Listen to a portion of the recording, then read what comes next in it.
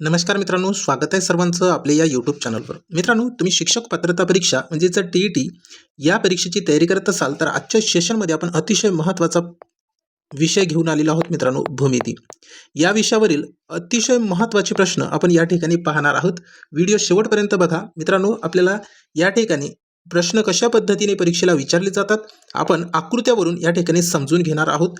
महत्त्वाचा सेशन आहे. पेपरला फक्त एक दिवस शिल्लक आहे, म्हणजे आजचा दिवस शिल्लक आहे मित्रांनो.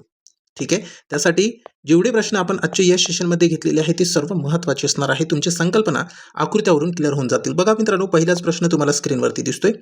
प्रश्न काय दिले की एका त्रिकोणाच्या एका बाह्य कोनाचे माप 115 अंश आहे.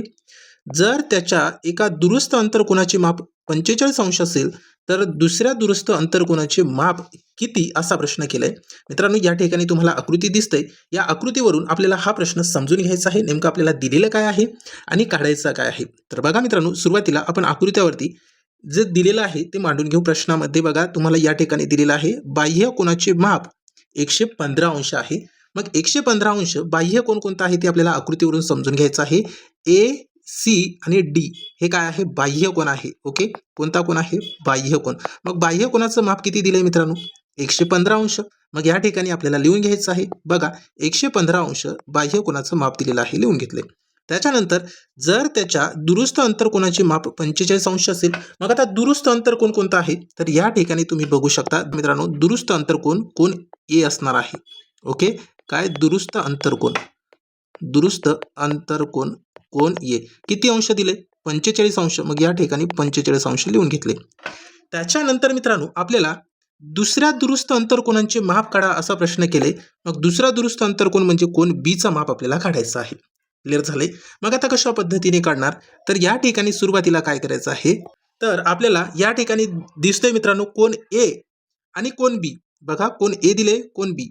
कोन ए आणि कोन बी ची बेरीज म्हणजेच बाह्य कोन असते मित्रांनो. ठीक आहे, म्हणजेच काय, तर या ठिकाणी तुम्ही अशा पद्धतीने लिहू शकता. बघा, कोन ए अधिक कोन बी बरोबर कोन ए सी डी असते. ठीक आहे. मग आता याच्यामध्ये आपण किमती ठेवू. बघा, कोन ए किती दिले, कोन ए आहे 45 अंश. त्याच्यानंतर कोन बी आपल्याला काढायचं आहे, बरोबर कोन ए सी डी किती आहे, 115 अंश. ठीक आहे. आता कोन बी काढायचा आहे, म्हणजे डायरेक्ट या ठिकाणी कोन बी जशाला तसे ठेवा, 115 पण जशाला तसे राहतील. आता या ठिकाणी हे 45 उजव्या साईडला आले, म्हणजे वजाबाकीमध्ये 45 झाले. ठीक आहे. आता बघा मित्रांनो, या ठिकाणी आपल्याला कोन बी मिळाले. कोन बी बरोबर 115 मधून 45 वजा केले तर किती शिल्लक राहतात, 70 अंश. म्हणजे कोन बीचा माप मिळाले आपल्याला 70 अंश या ठिकाणी. ठीक आहे. पर्याय बी मध्ये आपल्या प्रश्नाचं उत्तर आहे. अशा पद्धतीने हा प्रश्न आपल्याला सोडवायचा होता. ओके. याच्यानंतर समोरचा प्रश्न, प्रश्न क्रमांक दुसरा. बघा मित्रांनो, फास्ट रिव्हिजन आपल्याला करायचं आहे. या ठिकाणी प्रश्न काय केले की जर त्रिकोण एबीसी एकरूप त्रिकोण पीक्यूआर आणि area of triangle ABC in ratio मध्ये आहे area of a triangle PQR. म्हणजेच या ठिकाणी आपल्याला दिलेला आहे 16 प्रमाणामध्ये 25 असेल तर बाजू ए बी प्रमाणामध्ये बाजू पी क्यूचे गुणोत्तर किती असेल. अतिशय सोपा प्रश्न आहे. अशा पद्धतीचा प्रश्न आपण या ठिकाणी यापूर्वीच्या सेशनमध्ये घेतलेला आहे मित्रांनो. ठीक आहे. मग आता याच्यामध्ये बघा मित्रांनो, काय दिले की क्षेत्रफळ दिले, त्या त्रिकोणाचे क्षेत्रफळ दिले 16 प्रमाणामध्ये 25. त्रिकोणाचं काय दिले, क्षेत्रफळ. मग या ठिकाणी तुम्ही अशा पद्धतीने लिहू शकता. क्षेत्रफळ दिलेलं आहे मित्रांनो 16 प्रमाणामध्ये 25. 16 प्रमाणामध्ये 25 हे काय दिले, क्षेत्रफळ दिलेलं आहे. मग आपल्याला विचारलेलं काय आहे, तर बाजू ए बी आणि प्रमाणामध्ये पी क्यूचे गुणोत्तर विचारले. मग क्षेत्रफळ दिले आणि बाजूचे गुणोत्तर विचारले, म्हणजे या ठिकाणी आपण बाजू काढू शकतो. ते कशा पद्धतीने, तर बाजू काढत असताना आपल्याला काय करावं लागेल, क्षेत्रफळाच्या गुणोत्तराचे घ्यावं लागेल वर्गमूळ. क्षेत्रफळाच्या गुणोत्तराचं घ्यावं लागेल वर्गमूळ. मग 16चा वर्गमूळ येतोय मित्रांनो 4 प्रमाणामध्ये जशाला तसे, 25चा वर्गमूळ येतोय 5. म्हणजे आपण कोणती क्रिया केली या ठिकाणी, तर क्षेत्रफळ दिले म्हणून वर्गमूळाची क्रिया केली. हे एवढं लक्षात ठेवा. काय केले, वर्गमूळाची क्रिया केली. तेव्हा आपल्याला बाजूचे गुणोत्तर मिळाले 4 प्रमाणामध्ये 5. ठीक आहे, जे की पर्याय ए मध्ये आपल्या प्रश्नाचं उत्तर आहे, बघू शकता. ठीक आहे. अशाच पद्धतीचे प्रश्न परीक्षेला आपल्याला विचारले जातात मित्रांनो. यानंतर आपण पुढचा प्रश्न बघूया. बघा, प्रश्न क्रमांक तिसरा. फास्ट रिव्हिजन करायचं आहे मित्रांनो, आपल्याकडे खूप कमी वेळ आहे. मग प्रश्न तिसरा बघा, काय दिले, तर एका काटकोन त्रिकोणात कर्णाची लांबी 25 सेंटीमीटर आहे आणि एका बाजूची लांबी 7 सेंटीमीटर आहे, तर दुसऱ्या बाजूची लांबी किती, अशा पद्धतीचा प्रश्न सुद्धा आपण घेतलेला आहे. मग आता या ठिकाणी हे काटकोन त्रिकोण तुम्हाला दिसतोय मित्रांनो, यामधला एक कोण किती 90 अंशाचा असतो हे सर्वांना माहिती आहे. ठीक आहे. मग याच्यानंतर आपण या शिरोबिंदूला नाव देऊन टाकू, ABC नाव दिले. आता याच्यामध्ये जे दिलेलं आहे प्रश्नामधला डाटा ते आकृतीमध्ये मांडायचा आहे. बघा, कर्णाची लांबी 25 सेंटीमीटर. आता आपल्याला कर्णच माहिती नाही कोणता आहे, तर कुठे लिहिणार तुम्ही 25 सेंटीमीटर? तर कर्ण ओळखत असताना मित्रांनो, काटकोन त्रिकोणामध्ये जर तुम्ही कर्ण ओळखत असाल तर ते कशा पद्धतीने, तर जी काटकोन करणारी कोण आहे, जो काटकोन त्रिकोणामध्ये काटकोन करणारा कोण आहे त्याच्या समोरील बाजू, काटकोन कोण करणाऱ्या समोरील जी बाजू असते ती काय असते, तर कर्ण असते. लक्षात ठेवा. ठीक आहे. काटकोन कोणासमोरील बाजू काय असते, कर्ण. मग कर्ण किती दिले आपल्याला, 25 सेंटीमीटर. मग या ठिकाणी 25 लिहा. ठीक आहे, कर्ण मिळाले. आता त्यानंतर आपल्याला दुसऱ्या बाजूची लांबी म्हणजे एका बाजूची लांबी दिली. मग 7 सेंटीमीटर आहे. मग या ठिकाणी तुम्ही 7 सेंटीमीटर इथे लिहू शकता, इथे लिहू शकता. फक्त महत्त्वाचं आहे कर्ण ओळखणं. ठीक आहे. मग आता बघा, या ठिकाणी काटकोन त्रिकोणामध्ये लक्षात ठेवा मित्रांनो, जी खालची बाजू आहे तिला पाया म्हणा. त्याच्यानंतर ही आहे उंची. मग उंची आपल्याला काढायची आहे. काय काढायची आहे, उंची काढायची आहे. म्हणजे दुसऱ्या बाजूची लांबी विचारली, उंची काढायची. मग कसे काढू शकता, तर आपल्याकडे 2 कंडिशन आहे. त्या दोन्ही कंडिशनवरून तुम्ही प्रश्न सोडवू शकता. पहिला आहे मित्रांनो पायथागोरसच्या प्रमेयानुसार. पायथागोरसच्या प्रमेयानुसार सुद्धा तुम्ही हा प्रश्न सोडवू शकता. ठीक आहे. मग पायथागोरसचा प्रमेय जर तुम्हाला म्हटलं तर काय आहे, तर मित्रांनो AC चा वर्ग म्हणजे कर्णाचा वर्ग बरोबर AB चा वर्ग म्हणजे पायाचा वर्ग अधिक BC चा वर्ग म्हणजे उंचीचा वर्ग. हे आहे पायथागोरसचा प्रमेय. मग याच्यामध्ये किमती ठेवा, सोडवा. मग आपण हाच प्रमेय वापरायचा, पण शॉर्टकट पद्धतीने या प्रश्नाला सोडवू शकतो. कशा पद्धतीने, जर मित्रांनो तुम्हाला कर्ण दिलेला असेल तर त्या कर्णाचा करा वर्ग. किती येईल, 25चा वर्ग 625. त्याच्यानंतर जी दिलेली दुसरी बाजू आहे 7, तर 7चा करायचा वर्ग. किती येईल मित्रांनो, 49. त्याच्यानंतर यांची करायची वजाबाकी. 625 मधून जर 49 वजा केले तर 576 शिल्लक राहतात. ठीक आहे, वजाबाकी करा, 576 शिल्लक राहतील. त्याच्यानंतर क्रिया अशी करायची की 576चा काढायचा वर्गमूळ म्हणजे आपल्याला दुसरी बाजू मिळते. 576चा वर्गमूळ किती येतो मित्रांनो, 24 सेंटीमीटर. मग 24चा वर्ग किती, 576 येतो. मग 24 सेंटीमीटर म्हणजे आपल्याला दुसरी बाजू मिळाली. म्हणजेच या ठिकाणी BC म्हणजे आपल्याला मित्रांनो या ठिकाणी ABची लांबी मिळाली. किती, 24 सेंटीमीटर. म्हणजे तुम्ही या ठिकाणी 24 लिहू शकता. अशा पद्धतीने आपल्या या प्रश्नाचं करेक्ट उत्तर आहे पर्याय B. ठीक आहे, क्लिअर झाले. चला समोरच्या प्रश्नाकडे वळूया मित्रांनो. ही जी पद्धत वापरली मित्रांनो, तुम्हाला या ठिकाणी दिसत असेल, ही जी पद्धत वापरली मित्रांनो, हे पायथागोरसच्या प्रमेयावरूनच वापरलेले आहे, दुसरं काही नाही मित्रांनो याच्यामध्ये. मग ते कसे वापरले, तर तुम्ही बघू शकता AC म्हणजे हे कर्ण आहे. कर्णाचा वर्ग आपण किती घेतले, 25चा वर्ग बरोबर. त्याच्यानंतर AB आपल्याला काढायचा आहे. त्याच्यानंतर BC किती आहे मित्रांनो, 7चा वर्ग. मग 25चा वर्ग 625 येतो. हे 7चा वर्ग 49, याला इकडे आणलं तर वजाबाकीमध्ये 49 आले. किती उरले, 576. मग आपल्याला ABचा वर्ग दिले, फक्त AB काढायचा आहे. मग हे वर्ग कॅन्सल करायचं म्हणजे याचा वर्गमूळ घ्यायचं. वर्गमूळ 576चा किती, 24 सेंटीमीटर. म्हणजे आपण काय केलं, तर या पायथागोरसच्या प्रमेयानुसारच सोडवले, फक्त मांडणी अशा पद्धतीने केलेली आहे, म्हणून तुम्हाला थोडंसं वेगळं वाटत असेल. ठीक आहे. चला पुढच्या प्रश्नाकडे वळूया. प्रश्न क्रमांक 4 अतिशय महत्त्वाचा प्रश्न आहे. बघा मित्रांनो, प्रश्न काय दिले, प्रश्न असा गेले की एका वर्तुळात केंद्रीय कोनाचे माप 80 अंश आहे. त्याच कंसाने वर्तुळाच्या उर्वरित भागावरील कोणत्याही बिंदूशी अंतर्लिखित केलेल्या कोनाचे माप किती असेल. सुरुवातीला ही जी आकृती दिलेली आहे ती आकृती समजून घ्या मित्रांनो. ठीक आहे. आता याच्यामध्ये तुम्ही बघू शकता, एका वर्तुळात केंद्रीय कोनाचे माप 80 अंश. म्हणजे केंद्रीय कोन म्हणजे काय, या वर्तुळाचा केंद्र आहे हा. या वर्तुळाच्या केंद्रावरून तयार झालेला कोन म्हणजे केंद्रीय कोन. किती दिले, 80 अंश दिलेला आहे. एवढं क्लिअर झालं. त्याच कंसाने वर्तुळाच्या उर्वरित भागावरील कोणत्याही बिंदूशी अंतर्लिखित केलेल्या कोनाचे माप विचारले. मग या ठिकाणी या परिघावरती या ठिकाणी हे बघा, हे अंतर्लिखित झालेला जो आहे उर्वरित भाग आहे. मग या ठिकाणी तुम्ही जर पॉईंट दिलं तर या कोनाचं माप काढा, या ठिकाणी दिलं तर या कोनाचं माप काढा, या ठिकाणी दिलं तर या कोनाचं माप काढा. अशा पद्धतीने आपल्याला या ठिकाणी कोन Pचा माप काढायचा आहे. मग मित्रांनो, याचा कन्सेप्ट आहे, लक्षात ठेवा. केंद्रीय कोन आपल्याला काय दिलेला आहे, तर ते या ठिकाणी लिहून घेऊ. केंद्रीय कोन AOB बरोबर किती, 80 अंश दिले. ठीक आहे. केंद्रीय कोनाच्या मापाच्या अंतर्लिखित केलेल्या कोनाची माप कशी असते, निमपट असते. म्हणजेच कशा पद्धतीने, आता बघा या ठिकाणी मांडतोय मी. आता आपल्याला कोन कोणता काढायचा आहे, कोन P काढायचा आहे. कोन P काढायचा आहे बरोबर. मग कोन P हे केंद्रीय कोनाची कशी असते, निमपट असते. म्हणजे या ठिकाणी तुम्ही काय करणार, 1/2 गुणिले केंद्रीय कोन AOB घेणार. बरोबर. मग आता याच्यामध्ये डायरेक्ट किमती ठेवा, बघा आपल्याला उत्तर मिळते. मग हे 1/2 जशाला तसे गुणिले केंद्रीय कोनाचं माप किती आहे 80 अंश केलं. आता 80ला सरळ 2ने भाग द्यायचा आहे. 80ला सरळ 2ने भाग द्यायचा आहे म्हणजे किती येईल मित्रांनो 40 अंश. म्हणजे तुम्हाला कोन पी किती मिळाले 40 अंश. या ठिकाणी 40 अंश लिहून टाका, जे की पर्याय सी मध्ये आपल्या प्रश्नाचं उत्तर आहे. अशा पद्धतीने हा प्रश्न आपल्याला सोडवायचा होता. मित्रांनो कन्सेप्ट जर माहिती राहिली तर तुम्हाला या प्रश्नाला पेन पण उचलायची आवश्यकता होती का सांगा बरं. दिलेला जो 80 अंश आहे त्याला सरळ 2ने भाग द्यायचं. तुम्ही त्याची अर्धी केली असते तरी तुम्हाला हे खूप अंश हा माप मिळाला असता, हा कोन मिळाला असता की नाही, बरोबर की नाही. मग याच्यामध्ये महत्त्वाचा आहे कन्सेप्ट.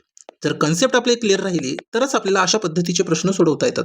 मित्रांनो कन्सेप्ट बेसवरतीच प्रश्न जास्तीत जास्त भूमितीवरचे आपल्याला परीक्षेला येतात. ठीक आहे. त्या प्रश्नाला सोडवायची पद्धत जर आपल्याला माहित राहिली तरच गणित सोडवता येतात. ठीक आहे. चला मित्रांनो याच्यानंतर हा ट्रिग्नोमेट्रीवरचा प्रश्न आहे, तो आपल्याला या ठिकाणी महत्त्वाचा नसणार, पण आपण या ठिकाणी पुढचा प्रश्न बघूया. प्रश्न क्रमांक 6 महत्त्वाचा प्रश्न आहे बघा.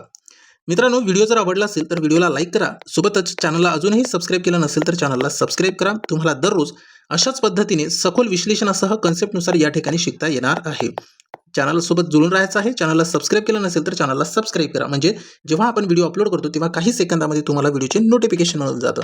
सोबतच तुम्हाला जर या क्लासेसची PDF हवी असेल तर आपण टेलिग्राम ग्रुपमध्ये हे PDF मित्रांनो प्रोव्हाइड करत असतो. मग टेलिग्राम ग्रुपची लिंक आपण व्हिडिओच्या डिस्क्रिप्शन बॉक्समध्ये दिलेली आहे. त्यामध्ये जाऊन तुम्ही टेलिग्राम ग्रुप जॉईन करू शकता आणि त्यामध्ये आपण या क्लासेसची PDF टाकलेली आहे मित्रांनो. ठीक आहे. प्रश्न बघा काय दिले. प्रश्न 6 बिंदू A 2 आणि 3 आहे, सोबतच बिंदू B 5 7 आहे. या दोन्ही बिंदूमधील अंतर किती. मित्रांनो अशा पद्धतीचा प्रश्न जर विचारलं तुम्हाला, बिंदूमधील अंतर विचारलं तर सरळ अंतराचे सूत्र वापरायचं आहे. ठीक आहे. काय वापरायचं आहे अंतराचे सूत्र. मग ते कशा पद्धतीने, तर या ठिकाणी बिंदू A दिलं म्हणजे x1 याला y1 द्या. त्याच्यानंतर बिंदू B x2 y2 हे तुम्हाला माहिती असेल अंतराचं सूत्र. अंतराचं सूत्र मी तुम्हाला या ठिकाणी लिहून देतोय. आपण या प्रश्नाला अंतराच्या सूत्रावरूनच शॉर्टकट मांडणीने सोडवू शकतो. मग ते कशा पद्धतीने बघा. ठीक आहे. सुरुवातीला आपण शॉर्टकट सोडूया आणि त्याच्यानंतर अंतराचं सूत्र मी देतो तुम्हाला. आता बघा मित्रांनो या ठिकाणी बिंदू B घ्यायचा आहे. सुरुवातीला पॉईंट B घ्यायचा आहे. पॉईंट B काय दिले मित्रांनो तर 5 7 दिले. ठीक आहे. बघा 5 7 दिले. त्याच्यानंतर बिंदू A घ्यायचा आहे. बिंदू A काय दिले 2 3 दिले. ठीक आहे. आता याच्यानंतरची क्रिया अशी आहे की यांची करायची आपल्याला वजाबाकी डायरेक्ट. 5 मधून 2 गेले उरतात 3. त्याच्यानंतर 7 मधून 3 गेले उरतात 4. याच्यानंतरची क्रिया अशी आहे की या ठिकाणी जे आलेलं आहे गुणोत्तर किंवा याला तुम्ही या ठिकाणी 3 आणि 4 असे म्हणू शकता. या दोघांचा करायचा मित्रांनो वर्ग. किती येतोय दोघांचा करायचा वर्ग आणि त्यांची करायची बेरीज. 3चा वर्ग येईल मित्रांनो 9 अधिक 4चा वर्ग येईल 16. ठीक आहे. मग 9 अधिक 16 यांची जर बेरीज केली तर किती येईल 9 अधिक 16 25 येईल. आता याच्यानंतरची क्रिया अशी करायची की आता आपण या ठिकाणी 25ला टाकणार आहोत वर्गमुळामध्ये, म्हणजे आपल्याला पॉईंट ABचा या ठिकाणी अंतर मिळते मित्रांनो. ठीक आहे. मग 25चा वर्गमूळ किती येतोय 5. 5 बरोबर काय मिळालं AB मधील अंतर किती मिळाले उत्तर 5. ठीक आहे. जे की पर्याय ए मध्ये आपल्या प्रश्नाचं उत्तर आहे. आता तुम्हाला प्रश्न पडला असेल की अंतराच्या सूत्रावरून हा प्रश्न सोडवू शकलो असतो का, तर अंतराच्या सूत्रावरूनच सोडवलेला हा प्रश्न आहे. ठीक आहे. मग कशा पद्धतीने, तर लक्षात ठेवा मित्रांनो अंतराचं सूत्र काय आहे. तर अंतराचं सूत्र आहे या ठिकाणी लिहून देतोय मी तुम्हाला अंतराचे सूत्र. ठीक आहे. आता अंतराचे सूत्र काय आहे तर मित्रांनो AB बरोबर वर्गमुळामध्ये x2 वजा x1 चा वर्ग अधिक y2 वजा y1 चा वर्ग. या सूत्रामध्येच आपण किमती टाकून हा प्रश्न सोडवलेला आहे. ठीक आहे. चला समोरचा प्रश्न बघूया. मग प्रश्न क्रमांक 7 नंबरचा बघा काय दिले. महत्त्वाचा प्रश्न आहे मित्रांनो. प्रश्न असा दिले की 7 सेमी त्रिज्या असलेल्या वर्तुळाच्या एका वर्तुळ पाकळीचा केंद्रीय कोन 60 अंश आहे, तर त्या वर्तुळ पाकळीचे क्षेत्रफळ किती. पायची किंमत आपल्याला 22/7 घ्या असं म्हटलेलं आहे. प्रश्न समजून घ्या. आता या ठिकाणी त्रिज्या दिली 7 सेंटीमीटर. मग त्रिज्या आपण या ठिकाणी वर्तुळाची 7 सेंटीमीटर लिहून घेऊ. हे पण त्रिज्या 7च असेल. ठीक आहे. वर्तुळाच्या एका वर्तुळ पाकळीचा केंद्रीय कोन 60 अंश आहे. बघा हे केंद्रीय कोन किती अंश आहे 60 अंश आहे. त्या वर्तुळ पाकळीचे क्षेत्रफळ किती, म्हणजे आपल्याला या ठिकाणी या वर्तुळ पाकळीचं काय विचारले याचं क्षेत्रफळ विचारले. मग हे कसे सोडवणार, तर सुरुवातीला बघा मित्रांनो या ठिकाणी या संपूर्ण वर्तुळाचे क्षेत्रफळ आपण या त्रिज्येवरून काढू शकतो. या संपूर्ण वर्तुळाचे क्षेत्रफळ काढल्याच्या नंतर आपल्याला काय करायचं आहे, तर त्या संपूर्ण वर्तुळाच्या क्षेत्रफळामधून या वर्तुळ पाकळीचे क्षेत्रफळ काय करायचे तर वजा करायचे. आपल्या प्रश्नाचं उत्तर मिळून जातं. ठीक आहे. मग आता तुम्हाला माहिती असेल मित्रांनो, हा संपूर्ण वर्तुळ किती अंशाचा असतो? 360 अंशाचा असतो. ठीक आहे. मग या 360 पैकी 60 अंश या ठिकाणी एका वर्तुळ पाकळीने घेतलेला आहे, म्हणजे एकूण भाग आपल्याला या ठिकाणी काढता येते. तर बघा मित्रांनो, 360 पैकी 60 भाग हे या ठिकाणी एका वर्तुळ पाकळीने घेतले. मग आता भागाकार करू शकता या ठिकाणी. हे 0 0 कॅन्सल, 6 1 6, 6 7 36, म्हणजे एकूण किती भाग झाले? 6 भाग झाले. एकूण किती? 6 भाग, बरोबर. मग आता बघा, सुरुवातीला या ठिकाणी काय करू आपण, तर 6 भागापैकी एक भाग आपल्याला 60 अंश दिले. एक भाग बरोबर किती दिले? 60 अंश दिले. आता आपल्याला काय करायचं आहे, या संपूर्ण वर्तुळाचं क्षेत्रफळ काढायचं आहे सुरुवातीला. ठीक आहे. संपूर्ण वर्तुळाचे क्षेत्रफळ काढा. संपूर्ण वर्तुळाचे क्षेत्रफळ काढायचं आहे. मग काय आहे मित्रांनो सूत्र? पाय आरचा वर्ग. मग याच्यामध्ये आपण किमती ठेवणार. बघा किती येईल, तर पायची किंमत आपल्याला दिलेली आहे 22/7. 22/7 घेतले, गुणिले आर पण दिलेला आहे 7. आर किती दिले? 7. आरचा वर्ग म्हणजे 7 7 49 येईल. ठीक आहे. आता याला सोडवायचं आपल्याला. ठीक आहे. आता याला सोडवत असताना भागाकार करू. बघा, हे 7 1 7, 7 7 49, 22 गुणिले 7 केले तर किती येईल मित्रांनो गुणाकार? तर गुणाकार येईल 154. संपूर्ण वर्तुळाचे क्षेत्रफळ किती मिळाले? 154 चौरस सेंटीमीटर. इथपर्यंत क्लिअर आहे? ठीक आहे. आता आपल्याला वर्तुळ पाकळीचे क्षेत्रफळ काढायचं आहे. मग आता तुम्ही या ठिकाणी बघू शकता मित्रांनो, संपूर्ण वर्तुळाचे क्षेत्रफळ मिळाले 154 आणि आपल्याला या ठिकाणी एकूण भाग किती दिले? 6. 6 भागापैकी एक भाग किती आहे? 60 अंशाचा. मग या ठिकाणी तुम्ही अशा पद्धतीने हा प्रश्न सोडवू शकता मित्रांनो. बघा काय आहे पद्धत, तर 154 ला तुम्ही एकूण भागाने भाग दिलं तर तुम्हाला डायरेक्ट उत्तर मिळून जाते. ठीक आहे. मग बघा कशा पद्धतीने, तर 154 आहे, 154 घेतले, एकूण भाग किती आहे? 6. 154 ला आपण 6 ने भाग देणार. जर भागले मित्रांनो तर भागाकार येतो किती? तर भागाकार येतो 25.66. 25.66 चौरस सेंटीमीटर हे या ठिकाणी आपल्या प्रश्नाचं उत्तर असेल. बघा जे की पर्याय ए मध्ये दिलेलं आहे. ठीक आहे. समजून घ्या. पहिले आपण काय केलं या ठिकाणी, तर या संपूर्ण वर्तुळाचे क्षेत्रफळ काढले, बरोबर. मग संपूर्ण वर्तुळाच्या क्षेत्रफळाला आपण काय केले, तर या एकूण भागाने म्हणजे या वर्तुळाच्या एकूण भागाने भागले, तेव्हा आपल्याला त्या वर्तुळ पाकळीचे क्षेत्रफळ मिळाले, म्हणजे एका याचं क्षेत्रफळ मिळाले, बरोबर आहे. म्हणजे एकाचं क्षेत्रफळ किती आहे? 25.66. तर 6 भागाचे किती यायला पाहिजे? तर 154 यायला पाहिजे. आता तुमचे सर्व डाऊट क्लिअर झाले असतील मित्रांनो. ठीक आहे. हे किती आहे? फक्त एका भागाचं आहे. एका भागाचे क्षेत्रफळ आहे. म्हणजेच काय? तर वर्तुळ पाकळीचे क्षेत्रफळ आहे. म्हणजेच काय? तर वर्तुळ पाकळीचे क्षेत्रफळ आहे. ठीक आहे. लक्षात ठेवा. याच्यानंतर आपण पुढच्या प्रश्नाकडे वळूया. बघा मित्रांनो, प्रश्न क्रमांक 8 नंबरचा काय दिले? महत्त्वाचा प्रश्न आहे. प्रश्न असा गेले की एका त्रिकोणाच्या कोनांचे गुणोत्तर 1:2:3 आहे, तर त्या त्रिकोणाच्या सर्वात मोठ्या कोनाचे माप किती? सोपा प्रश्न आहे. बघा या ठिकाणी मांडणी आपल्याला करता आली पाहिजे. तर सुरुवातीला त्या कोनांचे गुणोत्तर दिले. काय दिले? तर कोनाचे गुणोत्तर दिले. ठीक आहे. मग कोनाचे गुणोत्तर आपण या ठिकाणी लिहून घेऊ. काय दिले मित्रांनो? तर 1 त्याच्यानंतर दिले 2 त्याच्यानंतर दिले 3. ठीक आहे. आता हे कोनाचं गुणोत्तर दिले, आपल्याला कोनाचं माप विचारले. मग या गुणोत्तराला तुम्ही एक चल लावू शकता मित्रांनो, x हे चल लावू शकता. ठीक आहे. मग यांची करणार आपण बेरीज. यांची करणार बेरीज. का बेरीज करणार? किंवा तुम्ही शॉर्टकट पण सोडवू शकले असता. 3 आणि 2 5, 5 आणि 1 6, 6 बरोबर 180. बरोबर आहे. मग त्रिकोणाच्या तिन्ही कोनांच्या मापाची बेरीज किती असते? 180 अंश. बरोबर. मग आता यांची करा बेरीज. किती येईल? यांची करा बेरीज. किती येईल मित्रांनो? 1 आणि 2 3 आणि 3 6x. किती झाले? 6x बरोबर किती आहे? 180. 6x बरोबर किती? 180. मग आता या ठिकाणी या 6 ने डायरेक्ट 180 ला भाग देऊ शकतो की नाही? 6 1 6, 6 3 18, हा 0 इथे लिहिलं. म्हणजे x बरोबर किती मिळाले? x बरोबर 30. x बरोबर किती मिळाले? 30. मग आता आपल्याला विचारले मोठ्या कोनाचे माप किती? मोठा कोण काय आहे याच्यामध्ये? सर्वात मोठा प्रमाण काय आहे? 3चा. मग या 3x ला डायरेक्ट तुम्ही 30 ने गुणा. किती येईल मित्रांनो? 30 3 90. म्हणजे 90 अंश हे मोठ्या कोनाचं माप आहे. कोणाचं आहे? तर मोठ्या कोनाचे माप आहे. मोठ्या कोनाचे माप किती? 90 अंश. जे की पर्याय बी मध्ये आपल्या प्रश्नाचं उत्तर आहे. ठीक आहे. क्लिअर झालं? चला समोरचा प्रश्न बघूया. प्रश्न क्रमांक 9 नंबरचा. बघा मित्रांनो काय दिलेला आहे. महत्वाचा प्रश्न आहे. एका गोलाची त्रिज्या दुप्पट केल्यास त्याचे घनफळ मूळ घनफळाच्या किती पट येईल? प्रश्न नीट समजून घ्या मित्रांनो. हा प्रश्न IMP आहे आणि हा प्रश्न परीक्षेला विचारला जाऊ शकतो. मग याचे कन्सेप्ट आपल्याला सुरुवातीला क्लिअर करायचा आहे. त्याच्याशिवाय हा प्रश्न आपल्याला सोडवता येणार नाही. ठीक आहे.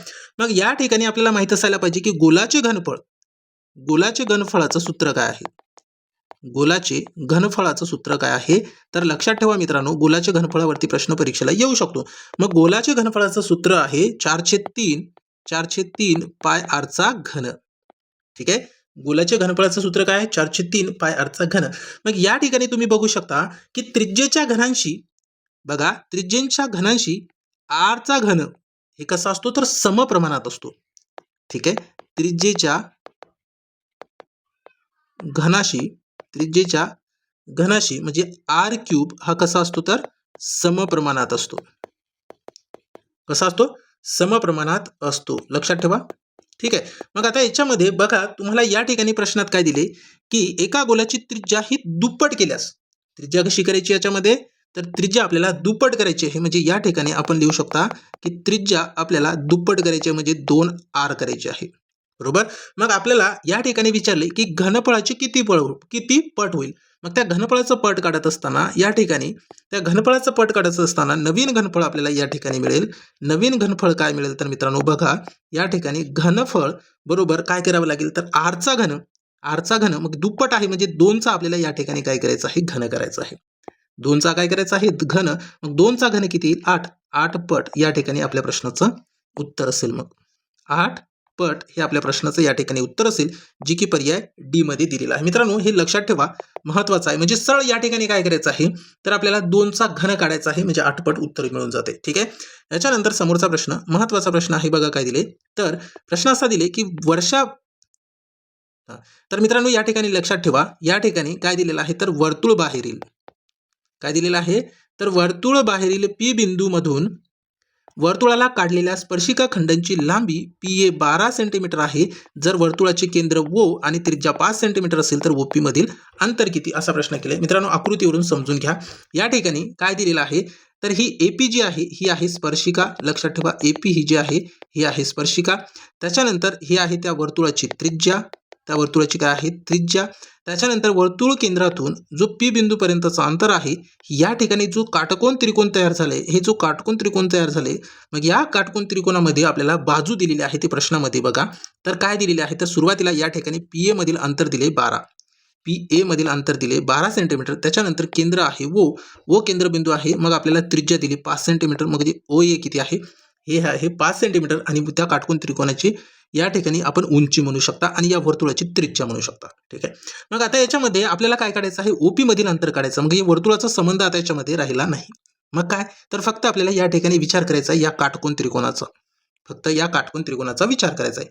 मग आता आपल्याला या ठिकाणी हे 5 आणि 12 आपल्याला माहितच नाही या काटकोन त्रिकोणामध्ये पाया काय आहे उंची काय आहे आणि कर्ण कोणता आहे तर ते कसे ठरवणार तर बघा मित्रांनो काटकोन करणारा जो कोण आहे त्याच्या समोरील बाजू म्हणजेच ती असते मित्रांनो कर्ण. त्याच्या समोरील बाजू काय असते कर्ण.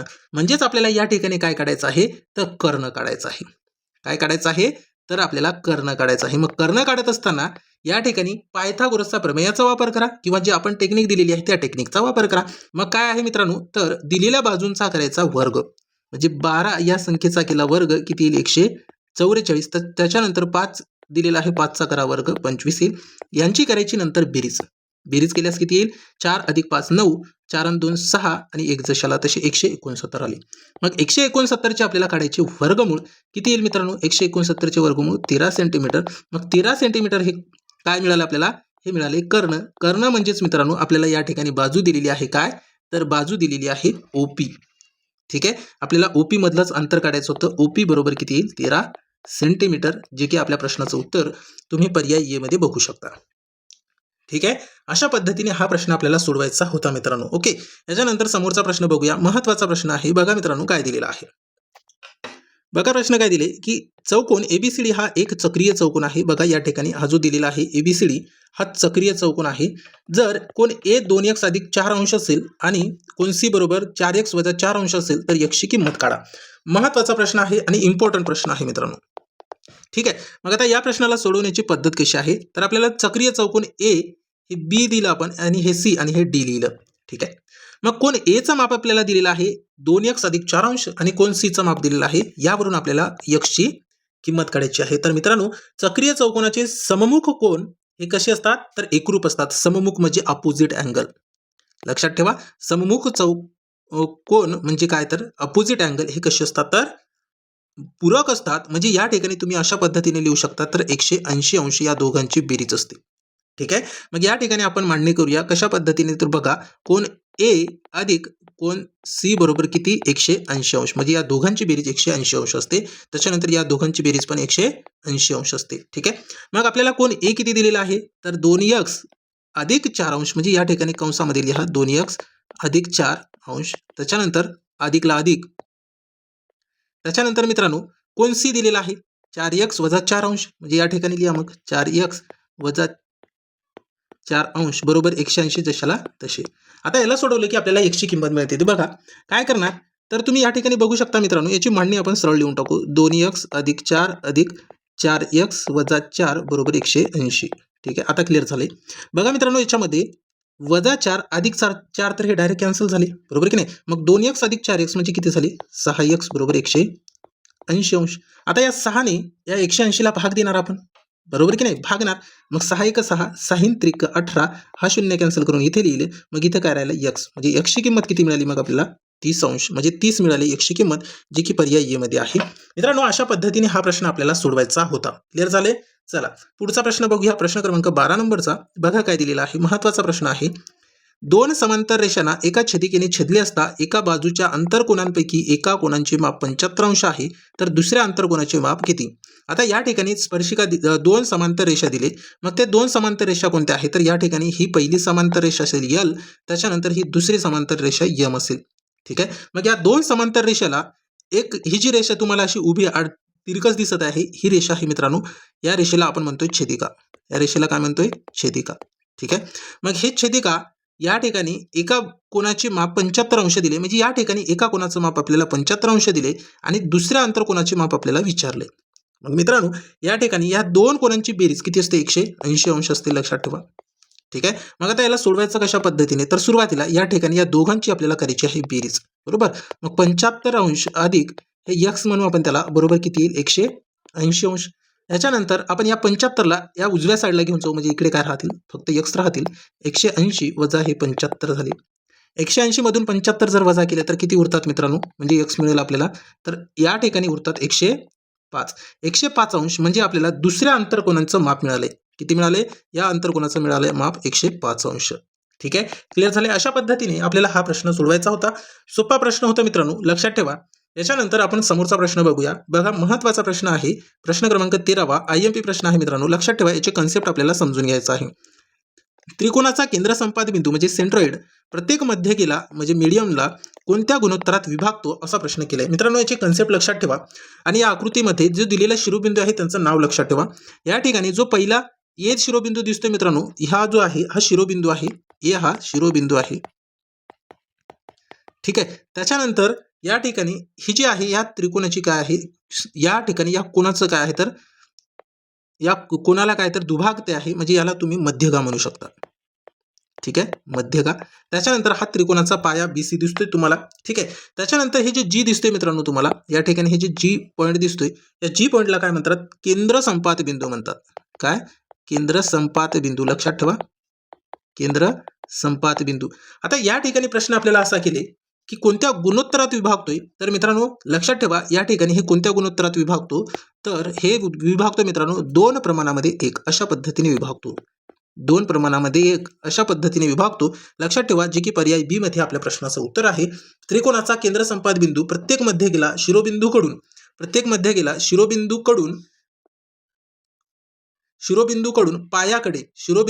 पायाकडे कोणत्या प्रमाणात विभागतो तर 2:1 या प्रमाणामध्ये विभागतो. पायाकडे म्हणजे याच्याकडे, हे पाया आहे, हा शिरोबिंदू आहे, या ठिकाणी कोणत्या प्रमाणात विभागतो 2:1 या प्रमाणामध्ये विभागतो. अशा पद्धतीने हा प्रश्न आपल्याला सोडवायचा होता मित्रांनो. क्लिअर झाले. ठीक आहे मित्रांनो, व्हिडिओ कसा वाटला ते कमेंट बॉक्समध्ये कळवायचं आहे. सोबत व्हिडिओ आवडल्यास व्हिडिओला लाईक करा आणि तुम्ही जर अजूनही आपल्या चॅनलला सबस्क्राईब केलं नसेल तर चॅनलला सबस्क्राईब करा. भेटूया सायंकाळच्या सेशनमध्ये. फक्त आपल्याकडे आजचा दिवस शिल्लक आहे. सायंकाळच्या सेशनमध्ये आपण मानसशास्त्र या विषयाचा संपूर्ण अभ्यासक्रमावरील काही कन्सेप्ट कोडवर्ड या ठिकाणी सांगणार आहोत, जे की तुम्ही शॉर्टमध्ये कशा पद्धतीने लक्षात ठेवू शकता. सायंकाळी आपण लाईव्ह येणार आहोत मित्रांनो, ठीक 9 वाजता आपल्याला या ठिकाणी लाईव्ह सेशनमध्ये मानसशास्त्र या विषयाचा संपूर्ण अभ्यासक्रम बघायचा आहे, ते पण कोडवर्डच्या माध्यमातून, जे की शॉर्टकट तुम्ही लक्षात ठेवू शकता. भेटूया सायंकाळच्या सेशनमध्ये. आजच्या या सेशनमध्ये एवढंच. Thank you so much.